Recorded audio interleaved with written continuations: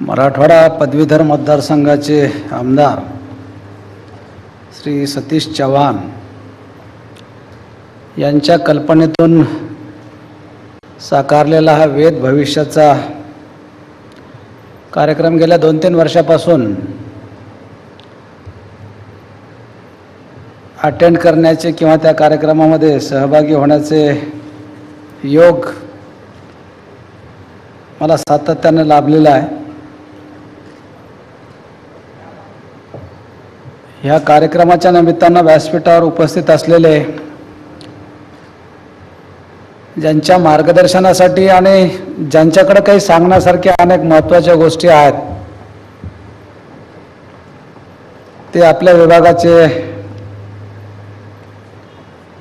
तंत्र शिक्षण विभागाचे सहसंचालक श्री शिवनकर, यानंतर लगेच ज्यांचं आपला करिअर मार्गदर्शन मिळणार आहे ते श्री प्राध्यापक सतीश तांबट, व्यासपीठावरील इतर मान्यवर. आमदार सतीश चव्हाणांच्या वतीनं या शहरामध्ये जे काही शैक्षणिक उपक्रम राबवले जातात त्याचा सातत्यानं पाठपुरावा करून असे कार्यक्रम घडवून आणणारे त्यांचे सहकारी जे आमचेसुद्धा सहकारी आहेत, आमच्या शैक्षणिक कार्यामध्ये सातत्यानं त्यांचा सहभाग असतो आणि नांदेडच्या शैक्षणिक वर्तुळामध्ये ज्यांचा आवर्जून उल्लेख करावा असे प्राध्यापक जांभरुणकर, प्राध्यापक मजरुद्दीन, ज्यांनी या कार्यक्रमाचं प्रास्ताविक केलं ते प्राध्यापक बच्चेवा, समोर उपस्थित असलेले गुणवंत विद्यार्थी, त्यांचे पालक आणि आजच्या कार्यक्रमाचा लाभ घेण्यासाठी उपस्थित असलेले विद्यार्थी मित्र व पालक मित्र. शैक्षणिक क्षेत्र अतिशय तरल शैक्षणिक क्षेत्र बनलेलं आहे गेल्या काही वर्षापासून. विशेषतः अलीकडच्या 25-30 वर्षापासून शैक्षणिक क्षेत्रामध्ये असलेल्या संधींचं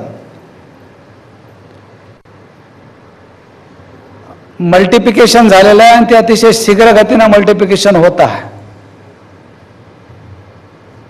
पूर्वी शैक्षणिक क्षेत्रामध्ये करिअर करणारा मर्यादित संधी होत्या, पण 1991 नंतर या देशामध्ये खुली अर्थव्यवस्था आपण आत्मसात किंवा केल्यानंतर देशातच नव्हे तर देशाच्या बाहेर सुद्धा करिअरच्या प्रचंड संधी उपलब्ध झालेल्या आहेत आणि त्या अनुषंगानं लागणारं शैक्षणिक करिअर हे 10वी नंतर 12वी नंतर विद्यार्थ्यांच्या आयुष्यामध्ये येत असताना एक फार महत्त्वाचा टप्पा असतो. पूर्वीच्या काळी मर्यादितपणे असं मार्गदर्शन हे वेगवेगळ्या महाविद्यालयाच्या वतीनं एकत्रितपणे किंवा त्या महाविद्यालयामध्ये जे काही विद्यार्थी प्रिय शिक्षक किंवा ज्यांनी आपलं आयुष्यच ह्या विद्यार्थ्यांच्या मार्गदर्शनासाठी समर्पित केलेलं असे अतिशय डेडिकेटेड टीचर्स होते ते करायचे.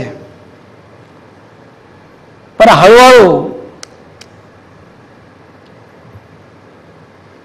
एज्युकेशनचा संबंध हा प्रोफेशनशी जोडला गेला काही वर्षामध्ये गेल्या आणि आपला भविष्यामध्ये कुठल्या प्रोफेशनला जायचं आहे किंवा आपली लायकिंग कुठल्या प्रोफेशनची आहे म्हणून त्या प्रोफेशनला लागणारं कुठलं शिक्षण आणि त्याची जी ब्रँच निवडायची आहे त्याचं कुठलं तरी मार्गदर्शन एका महत्त्वाच्या टप्प्यावर आयुष्याच्या विद्यार्थ्यांना मिळणं अत्यंत गरजेचं असतं. वेगळ्या संस्था आजकाल अतिशय धडाडीनं पुढे येतात. 8-10 दिवसापूर्वी 12वीचा बोर्डाचा निकाल लागला, काल CETचा रिझल्ट लागला. कालचे किंवा 8 दिवसापूर्वीचे जर आपण पेपर पाहिले सर्वसाधारणतः वृत्तपत्र हे समाजामध्ये कुठलाही विचार शीघ्र गतीनं पोहोचवण्याचं एक माध्यम होतं आहे. पण आज जर पेपर पाहिले आपण, मी आज सकाळी पेपर चाळत होतो, कुठल्याही पहिल्या पानावर कुठल्याही कॉलेजची माहिती अजिबात नाही. पहिल्याच पानावर म्हणण्यापेक्षा एंटायर पेपरमध्ये 5% सुद्धा जागा ही मार्गदर्शन अशा प्रकारे की जेणेकरून विद्यार्थ्यांना भविष्यामध्ये काल आपण जे करिअर केलेलं आहे त्याच्या संदर्भात गायडन्स करण्याचा कुठलाही कॉलम दिसला नाही मला. सर्व जाहिराती या क्लासेसच्या आहेत. सगळीकडे मार्केटिंग चालू आहे आणि आपल्यापैकी सर्वांनाच माहीत आहे मार्केटिंग हे अतिशय आकर्षकपणे केलं जातं. त्याच्यामध्ये दिशाभूल करण्याचा प्रयत्न आज 100% केला जातो. पण मला या संदर्भामध्ये आमदार सतीश चव्हाणांचं अभिनंदन करावं असं वाटतं की साधारणतः राज्यकर्त्यांचं लक्ष आजकाल ह्या गोष्टीकडे वळणं हे फार दुर्मिळ गोष्ट आहे. पण ते मुळातच अतिशय त्यांचं करिअर जर आपण पाहिलं आमदार सतीश चव्हाणांचं तर ते विद्यार्थी देशामध्ये एक अतिशय करिअरचे विद्यार्थी होते आणि आमदार होईपर्यंत तसा शैक्षणिक क्षेत्राशी फारसा संबंध त्यांचा नसला तर त्याने इंडिपेंडंटपणे आपलं कुठल्याही नोकरीच्या मागे न लागता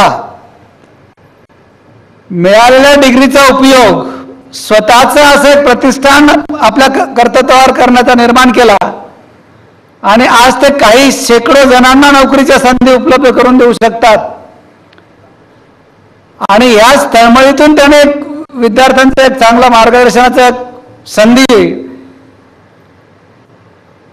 त्यांच्या माध्यमातून जी निर्माण करून दिली जेणेकरून तुमचा आमचा किंवा शिवणकरांचा तुमचा पालकांचा आणि तांबटांचा हा एक संवाद जो की सहजासहजी शक्य होत नसतो तो करून देण्याची त्यांनी संधी उपलब्ध करून दिली. त्याबद्दल मी त्यांचे व्यक्तिशः आणि समाजाच्या वतीनं महाविद्यालयाच्या वतीनं अभिनंदन करतो, आभार मानतो.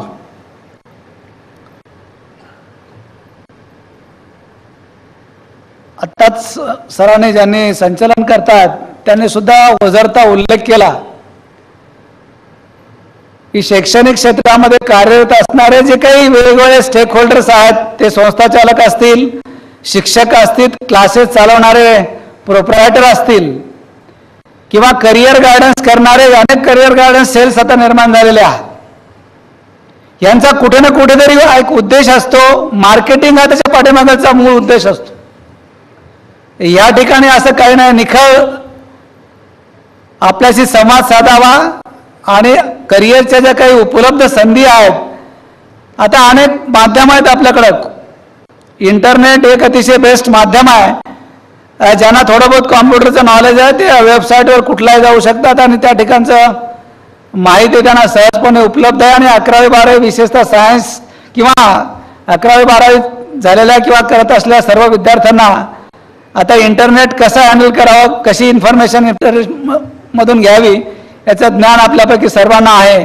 पण तरीही मला या ठिकाणी आयोजन करताना एक थोडीशी सूचना करावीशी वाटते.